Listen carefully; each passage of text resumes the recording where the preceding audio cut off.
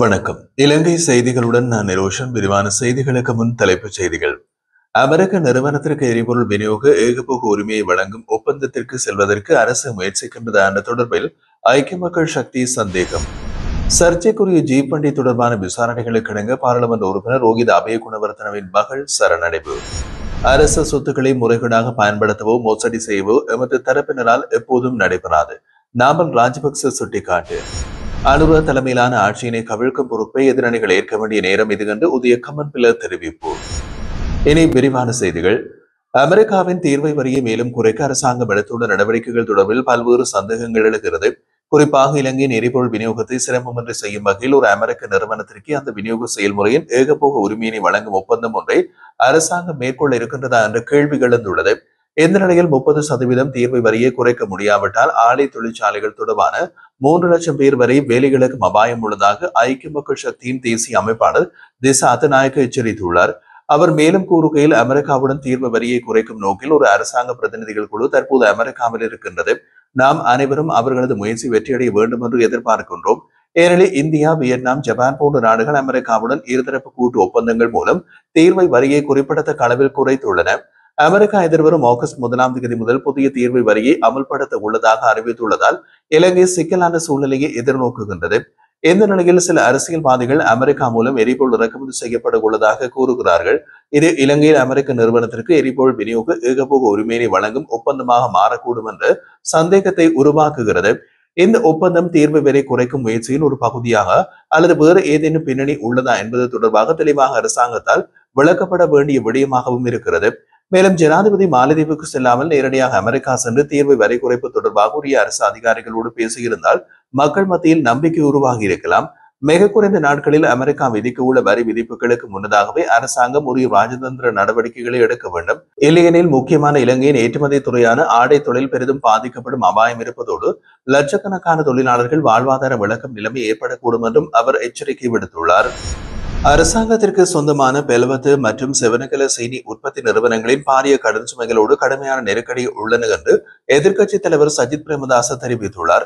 அறிக்கை ஒன்றில் அவர், இந்த நிறுவனங்கள் நாளுக்கு நாள் வீழ்ச்சியடைந்து வருவதால் விவசாயிகள் மற்றும் ஊழியர்கள் பாதிக்கப்படுவதாகவும் அரசாங்கம் உடனடியாக பாதுகாப்பு நடவடிக்கைகள் எடுக்க வேண்டும் என்றும் வலியுறுத்தினார்.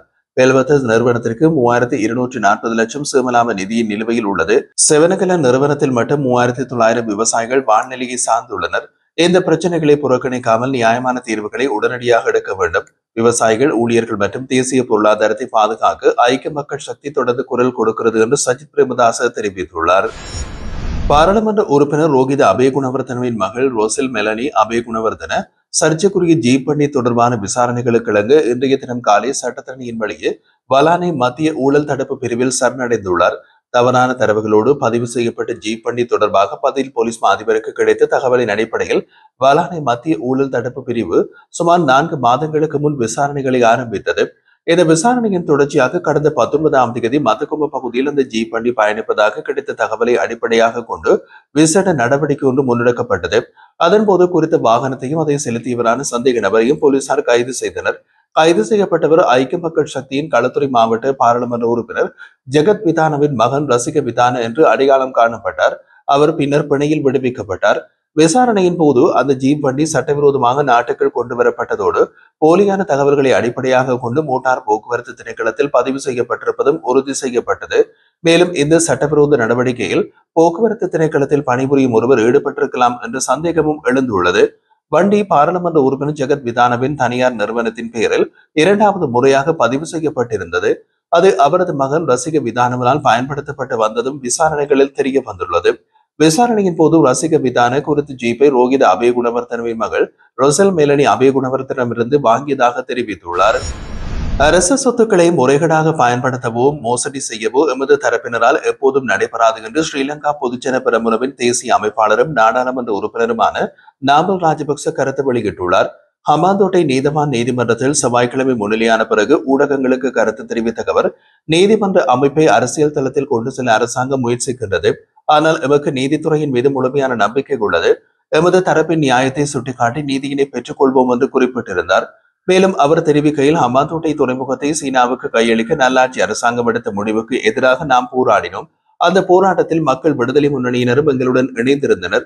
அந்த வேளையில் நாங்கள் கைது செய்யப்பட்டு சிறைக்கு சென்றோம். அந்த வழக்கில் நீதிமன்றத்தில் முன்னிலையாகாததற்காக திங்கட்கிழமை எனக்கு பிடியாணை பிறப்பிக்கப்பட்டது. அதன் அடிப்படையில் இன்று பாராளுமன்றத்தில் ஆஜராகி அந்த பிடியாணையை தள்ளிவித்துள்ளேன். நடப்பு தடைகளுக்கு எம்மை கைது செய்வதால் தீர்வு கிடைக்காது. நீதிமன்றம் அரசியலால் பாதிக்கப்படக்கூடாது. அரசாங்கம் இந்த வழியில் செயல்பட முயற்சிப்பது ஏற்றுக்கொள்ள முடியாதது. ஜனாதிபதி போராட்டங்களால் நாட்டை முன்னேற்ற முடியாது என்கிறார். ஆனால் கடந்த 75 ஆண்டுகளில் யாரெல்லாம் போராட்டத்தை நடத்தினார்கள் என்பதை மக்கள் மறந்துவிடவில்லை. மக்கள் விடுதலை முன்னணி நீண்ட காலமாக ஆட்சியில் இருந்த அரசாங்கங்களின் அபிவிருத்தி திட்டங்களை எதிர்த்து வந்தது. இப்போது அவர்கள் வழிகாட்டாது தவிக்கும் நிலையில் உள்ளனர். இந்த அரசாங்கம் செப்டம்பர் மாதத்தோடு ஆட்சிக்கு வந்து ஒரு வருடத்தை முடிக்க உள்ளது. ஆனால் இதுவரை தொழில்துறை அபிவிருத்திக்கான ஒரு திட்டம் கூட முன்வைக்கப்படவில்லை. இந்த நிலையில் சர்வதேச நாணய நிதியம் முன்வைத்துள்ள பொருளாதார இலக்குகளை எவ்வாறு அடைவது என்றும் நாமல் ராஜபக்ச கேள்வி எழுப்பினார். அனுருகுமார திசாநாயக்க தலைமையிலான தற்போதைய அரசை கவிழ்க்கும் பொறுப்பை எதிரணிகள் ஏற்க வேண்டிய நேரம் இது என்று பிவித்துரு ஹெல உரிமைய கட்சியின் தலைவரும் முன்னாள் அமைச்சருமான உதய கமன்பில குறிப்பிட்டுள்ளார். ஊடகங்களுக்கு அளித்த கருத்தில் அவர் கூறுகையில், அடுத்த வருடம் இதே கால பகுதியில் நாட்டில் மீண்டும் ஒரு கடும் பொருளாதார நெருக்கடி உருவாகும் வாய்ப்பு உள்ளது. அந்த சூழ்நிலையில் எதிரணிகள் அனைவரும் ஒன்றிணைந்து செயல்பட்டால் அடுத்த வருடம் இதே கால பகுதியில் நாடாளுமன்ற தேர்தலை நடத்த வலியுறுத்த முடியும். சர்வதேச நாணய நிதியம் கூறுவது போல இலங்கை 2028க்குள் தனது கடன்களை செலுத்தக்கூடிய நாடாக மாற வேண்டுமானால் ஆண்டுக்கு குறைந்தது 5% பொருளாதார வளர்ச்சி வீதத்தை அடைய வேண்டும். இந்த வளர்ச்சி வீதத்தை 2024 நாம் ஒருமுறை பெற்றுள்ளோம். ஆனால் தற்போதைய நிலவரப்படி வளர்ச்சி வீதம் 3.5% உள்ளது. 2025 இது மேலும் குறைந்து 3.1% ஆகும் என்று IMF மதிப்பீடு செய்துள்ளது. இது தொடர்பாயின் பொருளாதார இலக்குகளை அடைய முடியாமல் நாடு மீண்டும் மக்களுக்கு பாரிய நெருக்கடி ஏற்படலாம். இதை தடுக்கும் ஒரே வழி எதிரணிகளின் ஒற்றுமையாக செயற்படுவதாகும். எதிர்க்கட்சிகள் ஒருமித்து நாடாளுமன்ற தேர்தலை வெற்றிகரமாக எதிர்கொள்ள வேண்டும். ஜனாதிபதி தேர்தல் குறித்து பின்னர் மக்கள் முடிவு செய்யட்டும். தற்போதைய ஆட்சியினை மாற்றும் பொறுப்பை எதிரணிகள் முதற்கட்டமாக ஏற்க வேண்டும். இந்த ஒன்றிணைவு முயற்சியில் நான் நேரடியாக ஈடுபட்டு வருகின்றேன் என்று அவர் உறுதியாக தெரிவித்திருந்தார். இலங்கை தகவல் அறியும் உரிமை ஆணைக்குழுவின் தலைவர் பதவியை நிரப்பாததை எதிர்த்து அதற்கு ஜனாதிபதிக்கு உத்தரவிடுமாறு கோரி உயர்நீதிமன்றத்தில் அடிப்படை உரிமை மனு தாக்கல் ஒன்று தாக்கல் செய்யப்பட்டுள்ளது. இந்த மனுவினை ஊடகவியலாளர் ஒருவரும் சமூக ஆர்வலர் அமைப்பு ஒன்றும் இணைந்து தாக்கல் செய்துள்ளதாக தகவல்கள் தெரிவிக்கின்றன. மனுவில் ஜனாதிபதியுடன் இணைந்து அவரது செயலாளர், சபாநாயகர், அரசியலமைப்பு சபையின் உறுப்பினர்கள் மற்றும் சட்டம் அதிபர் உள்ளிட்டவர்கள் பிரதிவாதிகளாக குறிப்பிடப்பட்டுள்ளனர். தகவல் அறியும் ஆணைக்குழுவின் முன்னாள் தலைவர், ஓய்வு பெற்ற நீதியரசர் உபாலி அபயரத்னவின் ராஜினாமாவுக்கு பிறகு அந்த பதவி கடந்த 6 மாதங்களாக காலியாக உள்ளது. இந்த காலி பதவியை கூட இடைக்காலமாக நிரப்புவதற்கு நடவடிக்கை எடுக்கப்படவில்லை என்பதையும், இதனால் தகவல் கோரிக்கைகள் குறித்து இறுதி தீர்மானங்களை வழங்க முடியாத நிலைமை ஏற்பட்டிருப்பதாகவும் அந்த மனுவில் சுட்டிக்காட்டப்பட்டுள்ளது. இதனூடாக தகவல்களை தெரிவிக்கும் உரிமை உள்ளிட்ட அடிப்படை உரிமைகள் பாதிக்கப்பட்டுள்ளது என்றும், இந்த உரிமைகளை மீட்டெடுக்க நீதிமன்றம் நடவடிக்கை எடுக்க வேண்டும் என்றும் மனுதாரர்கள் கோரிக்கை விடுத்துள்ளனர். அதன் அடிப்படையில் தகவல் அறியும் ஆணைக்குழுவின் தலைவராக ஒருவரை உடனடியாக நியமிக்க ஜனாதிபதிக்கும் அரசியலமைப்பு சபைக்கும் உயர்நீதிமன்றம் உத்தரவிட வேண்டும் என்றும் அவர்கள் அந்த மனுவில் வலியுறுத்தியுள்ளனர்.